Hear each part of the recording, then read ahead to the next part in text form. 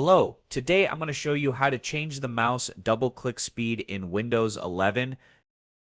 If your double clicks are too fast or too slow to register properly, adjusting the speed can improve your experience, especially when opening files or folders. Let's get started. Click on the search icon in the taskbar and type Control. Click on Control Panel from the search results. In the top right corner, find View By and select Large Icons.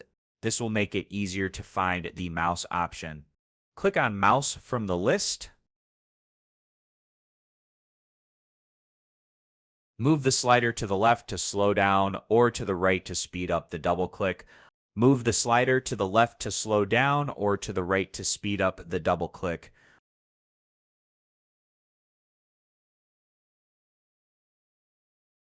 Once you're satisfied, click Apply, then OK to save the changes. That's it. Your mouse double click speed has been changed. See you in the next tutorial. Goodbye and have a great day.